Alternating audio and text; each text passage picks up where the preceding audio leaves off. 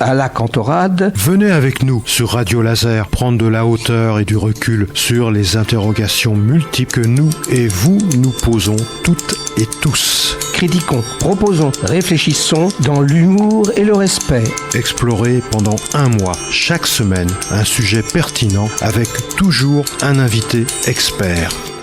Bonjour à toutes et à tous sur Radio Laser.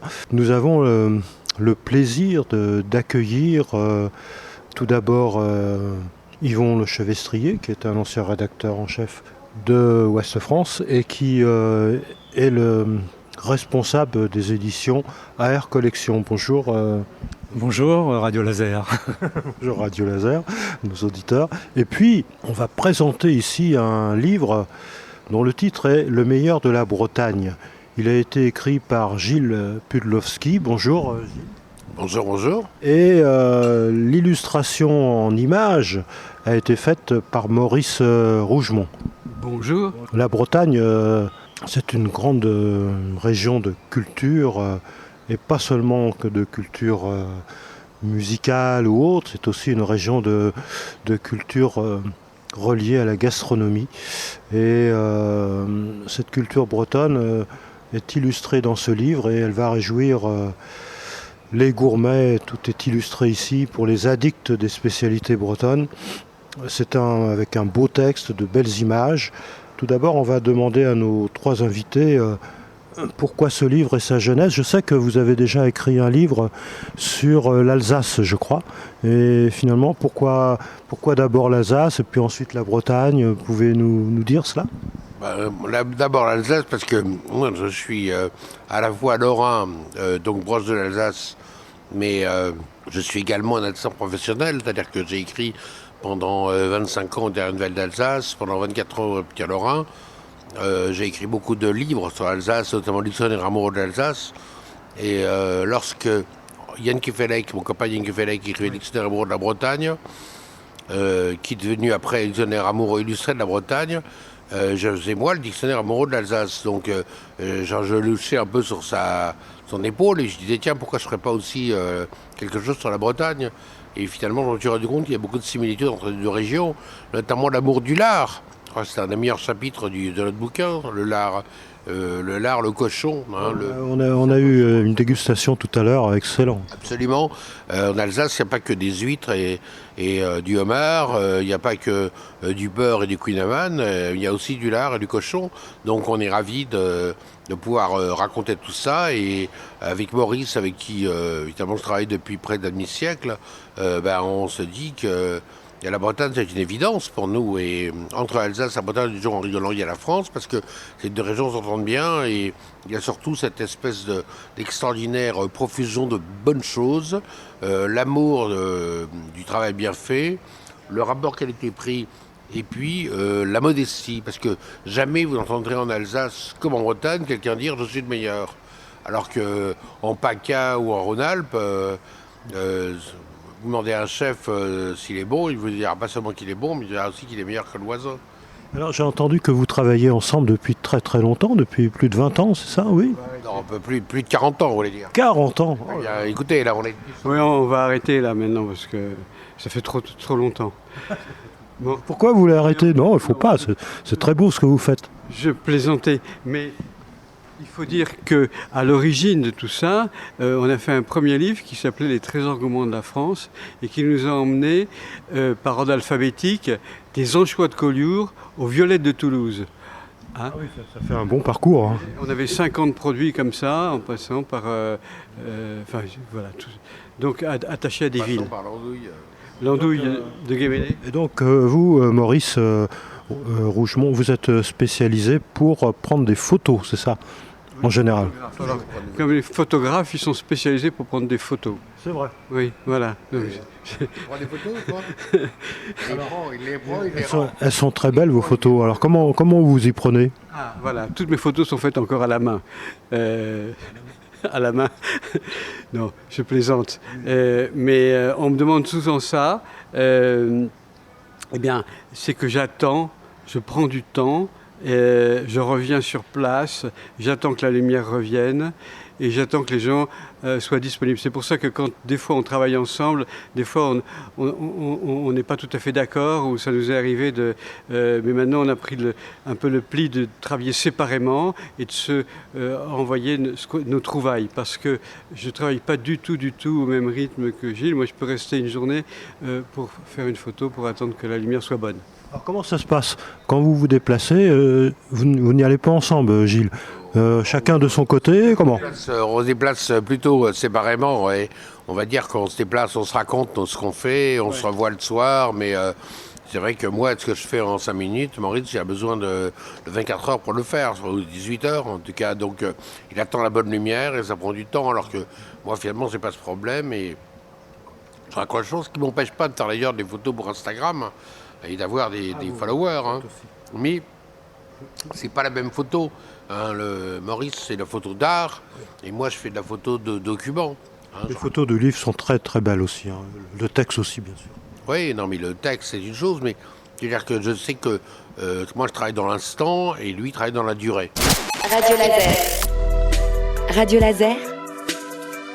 Vous êtes sur Radio Laser. Tout à l'heure, on parlait, avant la chronique, on parlait de prendre une photo d'un cochon. Oui. Vous pouvez nous raconter un peu cela? C'était assez intéressant. Oui.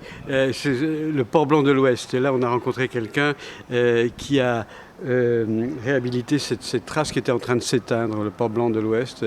Et ce fermier, là, j'ai plus son nom en tête, mais tu le connais peut-être, tu te rappelles plus ici? Si tu le connais. Oui, je le connais, mais je me souviens plus. On va nous revenir, peu importe. Le cochon, c'est intelligent. Voilà, Kevener. Et le cochon, c'est intelligent.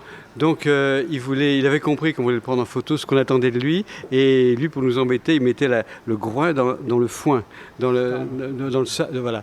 Et donc, le fermier était là et il lui saupoudrait de la farine parce qu'il adore la farine.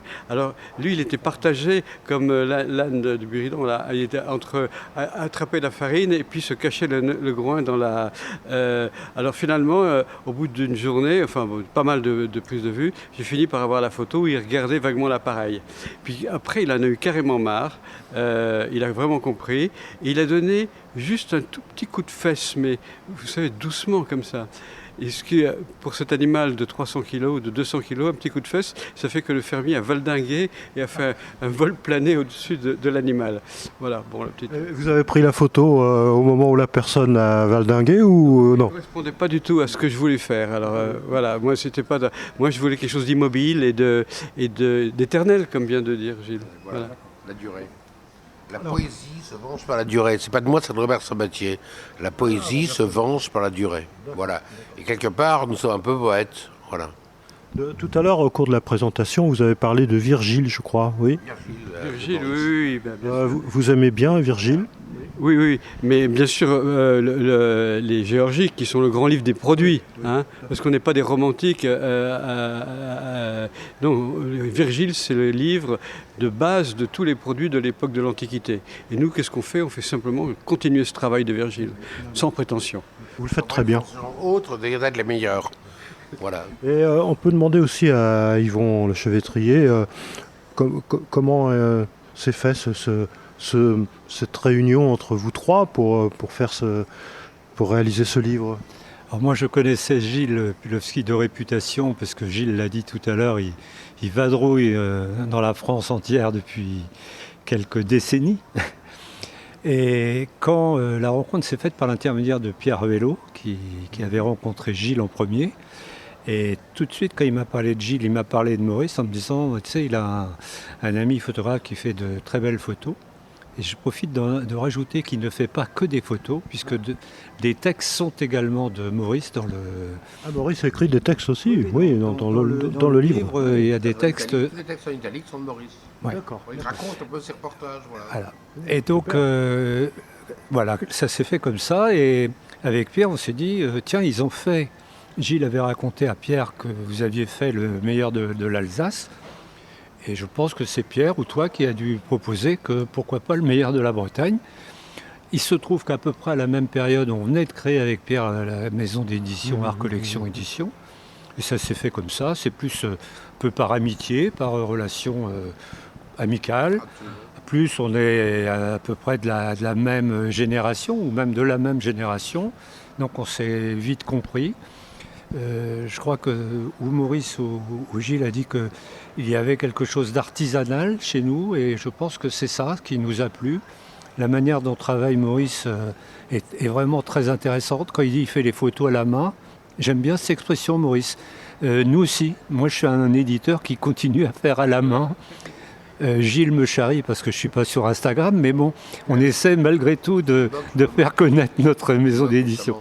Alors, Yvon, AR Collection a pour objectif de mettre en avant la Bretagne, tout le meilleur de la Bretagne, pas que la gastronomie. En l'occurrence, là, c'est la gastronomie, on va continuer à en parler. Mais l'autre fois, on avait fait une émission à propos de l'espace des sciences, par exemple, mais vous en avez fait d'autres aussi encore, je crois. Oui, parce que le meilleur de la Bretagne, sans être prétentieux, parce que je pense que c'est très juste ce qu'a dit Gilles tout à l'heure, on ne cherche pas à dire qu'on est les meilleurs, mais il y a des choses intéressantes en Bretagne, et si on peut les valoriser, donc aujourd'hui on parle gastronomie. Il y a un mois, on a sorti la fabuleuse histoire de l'espace des sciences de Rennes, parce que ça aussi, c'est une belle histoire. Belle histoire aussi, oui. Et on avait sorti, alors là, c'est à la limite de la gastronomie, on a sorti un livre sur Planquette.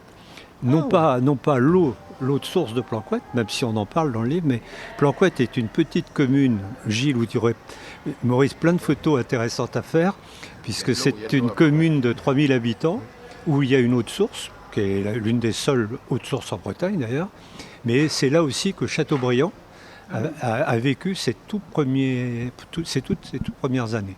Et donc on a fait un livre sur Planquette, et ce qui est intéressant, c'est que ce livre sur Planquette, on en a fait un peu plus de 1000 exemplaires, et les 1000 exemplaires ont été vendus en un mois. C'est-à-dire que ça répond à un besoin des gens, de leur histoire, de se l'approprier.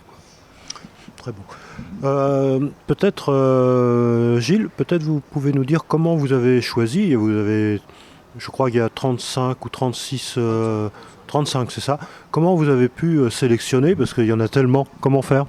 On était parti sur l'idée des 30, on s'est dit on va faire comme pour l'Alsace, on va prendre 30 produits. Les produits d'ailleurs, produits et recettes en Alsace.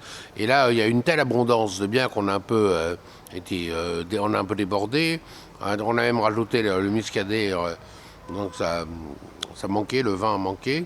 Il y a la bière, il y a le cidre, il y a plein de choses, mais on a fait l'inventaire du patrimoine, on a regardé, on a pris contact avec les uns, avec les autres, pris conseil, et puis finalement, on a établi une liste qui pouvait être, un peu incontestable, voilà, des incontournables de la région, aussi bien sucrée, salée, solide, liquide, gourmandise d'enfance, tradition, un peu de novation, mais surtout la tradition, et surtout, je dirais, le souci de rien oublier, de penser que la Bretagne, c'est les départements officiels, bien sûr, Morbihan, Ille-et-Vilaine, Finistère, Côte-d'Armor, mais aussi la Loire-Atlantique, qui a quand même le siège, qui abrite le siège, enfin le château historique des Ducs de Bretagne. Donc on a rajouté des produits comme le gâteau nantais. On cite le curé nantais qui est un fromage dans les fromages. On cite le poireau nantais également qui est un légume d'importance. Et puis bien sûr on fait le muscadet qui finalement la géographie du muscadet va touche la Loire une partie, touche également une partie de la Vendée, mais reste breton. Donc c'est vraiment le vin breton par excellence. Et en plus que c'est un vin qui est de plus en plus qualitatif, comme on dit aujourd'hui, c'est-à-dire un vin qui a de plus en plus de défenseurs et détracteurs. On a l'impression que c'est quelqu'un qu'on pourrait remercier d'ailleurs, c'est Eric Bourmard, c'est le sommelier du Georges V, qui est le sommelier conseil d'ailleurs du Paris-Brest à Rennes. Et on se dit que Eric nous a donné quelques adresses dans le muscadet et on a été un peu au-delà. D'ailleurs, on a été voir.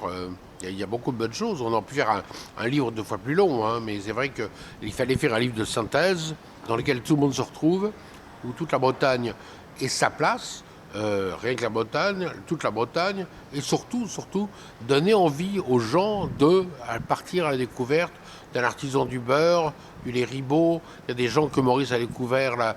Il y a quelqu'un qui récolte des moules sur une île à l'île de Groix, je crois, ça, voilà, je dis pas de bêtises, mais c'est vrai que c'est immense, hein. Comme disait Saint-Paul-Roux, Bretagne est univers. Hein. Bretagne, c'est un continent, la Bretagne, c'est pas seulement... Alors, vous avez été obligé de voyager pas mal parce que vous avez beaucoup de connaissances pour toute la France, l'Alsace et d'autres régions, mais il a fallu que vous circuliez un petit peu partout pour savoir quel producteur choisir.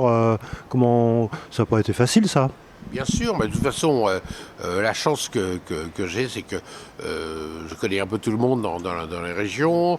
J'ai été aidé par les CDT, les comités départementaux de tourisme, office de tourisme. Pour Nantes, par exemple, avec les gens du voyage à Nantes, je suis retrouvé dans le Muscadet. Avec Armel Jouan, par exemple, du Morbihan, dont les parents produisent de l'agneau à Belle-Île. On a été voir un peu tout le monde dans le Morbihan, dans le Finistère, Jean Jourdain, qui est aujourd'hui remplacé par l'Enmadec. Bon, il y a des gens, Karadec, qui a vraiment quelqu'un qui est là, qui est prêt à nous aider tout le temps. Mais c'est vrai qu'on a été chouchouté, bichonné. C'est une région qu'on aime beaucoup, la Bretagne. C'est difficile de ne pas aimer la Bretagne d'ailleurs. Hein. Et c'est vrai qu'on a essayé de lui rendre ce qu'elle nous avait donné, à savoir ses générosités dans l'assiette et puis aussi la diversité. Voilà, c'est ça qui me frappe. C'est que vous avez les légumes, les poissons, la viande, tout. Il y a tout en Bretagne. Mais ce qui est particulier, c'est que ce dont on se rend compte au fur et à mesure quand on avance, c'est qu'à partir du moment où on tire un fil, on a les meilleurs, et on tire, c'est toujours les meilleurs. Et de fil en aiguille, c'est un petit monde qui se connaît. Donc, c'est un tout petit monde en fait. Il y a beaucoup de bouche à oreille. Beaucoup de bouche à oreille et de connaissances. Ce sont des gens qui entre eux se connaissent et donc se respectent.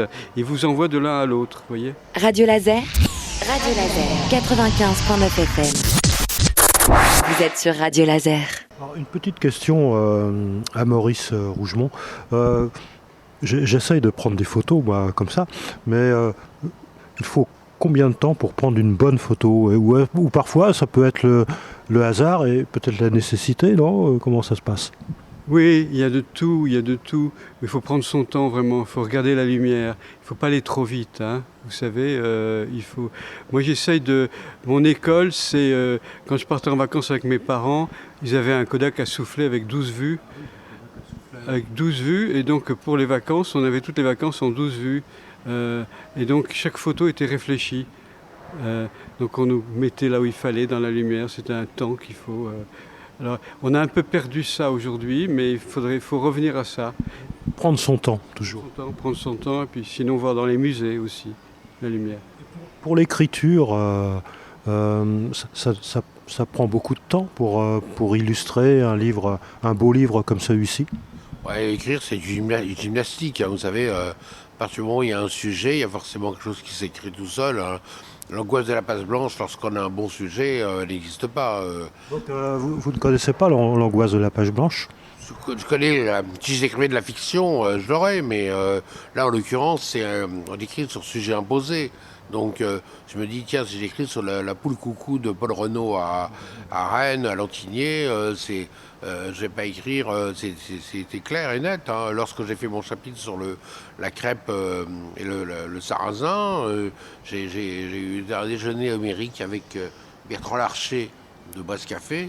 Et on a parlé de plein de choses et je suis revenu chez moi, j'aurais pu écrire 4 fois plus que ce que j'ai écrit. Donc le problème, c'est surtout de ne pas trop en faire, quoi. On a essayé de faire des textes relativement courts, relativement synthétiques.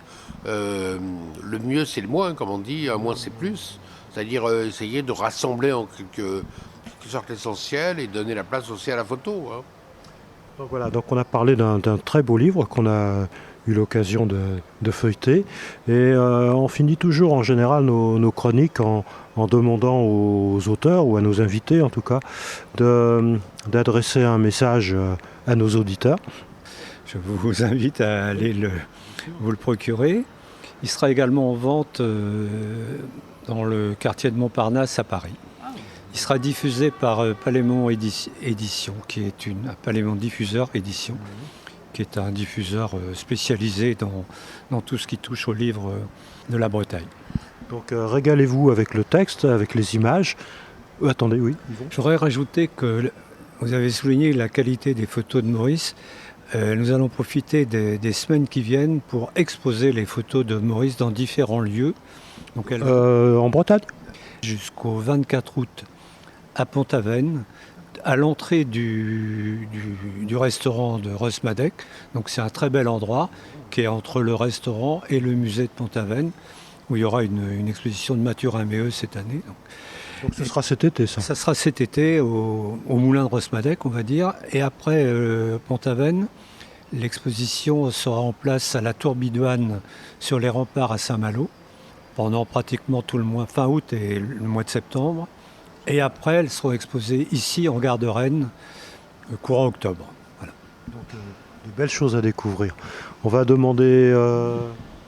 Le message est simple, hein, c'est précipitez-vous sur le site de Art Collection Édition et découvrez ce livre. Commandez-le en ligne, hein, puisque finalement il est destiné... On peut le commander en ligne, oui. Non, mais il est destiné à être lu. Et puis dites-vous que tous les produits qui ont été photographiés sont tout à fait des produits disponibles pour le public. Hein. Du Queen Amman au caramel, le beurre salé, en passant par les fromages de Saint-Marc, etc. Ce n'est pas un guide en soi, c'est... Pas du tout un guide. Ça n'est pas du tout un guide, mais en plus, vous pouvez vous servir comme guide si vous voulez. Voilà. C'est un bel album en hommage à la Bretagne dans ses grandes largeurs, Bretagne gourmande bien sûr, et puis en hommage à la gourmandise bretonne et au goût breton, voilà, qu'on a voulu mettre en valeur. Et moi je dirais simplement, si vous êtes breton, soyez fiers d'être breton. Alors pour conclure, si certains de vos auditeurs sont parisiens, vous en avez certainement beaucoup, je signale que le dimanche 28 mai, je serai à Malakoff, dans ma bonne vieille ville de Malakoff. Je connais bien Malakoff aussi. Malakoff. Voilà, à signer les livres. Et donc j'attends tous vos auditeurs. Ce sera où à Malakoff? À Malakoff, zut. On trouve. C'est un nouvel endroit, alors je ne le connais pas. Voilà. Merci en tous les cas pour les belles photos, pour le beau texte, ce bel hommage à la Bretagne gourmande. On vous remercie et on vous souhaite le meilleur. Et on va encore savourer le meilleur dans le cadre de ce beau livre. Merci beaucoup, au revoir à toutes et à tous. Au revoir.